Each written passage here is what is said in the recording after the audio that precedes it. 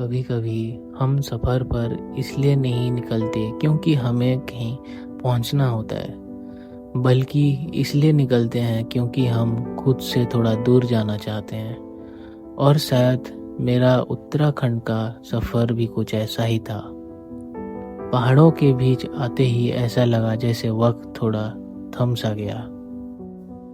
जहाँ तक नज़र जाती थी सिर्फ पहाड़ थे, एक के पीछे एक, और हर पहाड़ अपने अंदर जैसे एक अलग ही कहानी छुपाए बैठे थे।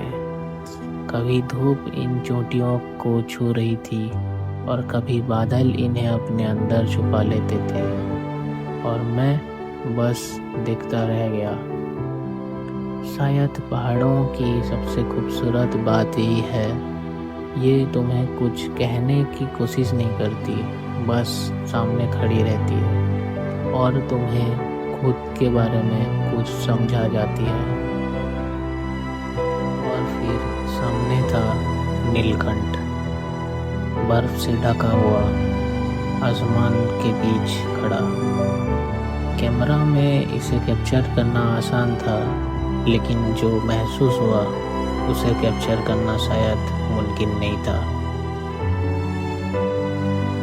उत्तराखंड पहुंचकर पहाड़ों के खूबसूरती के साथ यहाँ की ज़िंदगी को भी करीब से देखा। छोटी सी गलियाँ, छोटी सी दुकान, लोग अपने रोज़ की ज़िंदगी में बिज़ी, और इन सब के बीच एक अजीब सी शांति।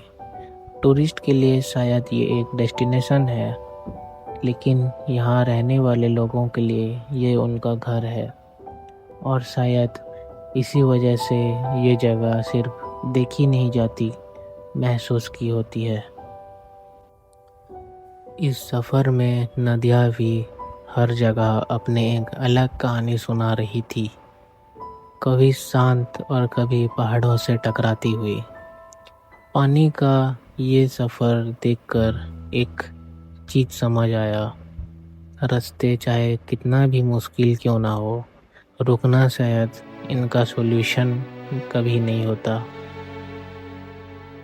और फिर हम पहुँचे माना की तरफ, जहाँ रोड धीरे धीरे ख़त्म होते हैं और पहाड़ तुम्हें अपने करीब बुलाने लगते हैं, जहाँ हर कदम के साथ लैंडस्केप बदलते जाते हैं। एक तरफ बड़े बड़े पहाड़, दूसरी तरफ बहते हुए पानी की आवाज़, और बीच में बस तुम। उस वक्त लगा कि शायद मुझे किसी और चीज़ की ज़रूरत ही नहीं थी।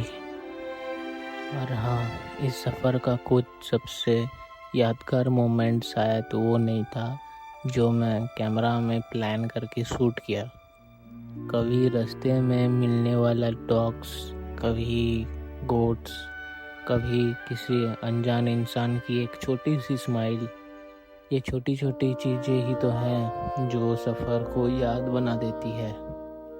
हम अक्सर सोचते हैं कि किसी ट्रिप से वापस आकर हम क्या लेकर आए, फ़ोटो, वीडियो या कुछ और चीज़, लेकिन शायद हम असली में ये सब नहीं लाते।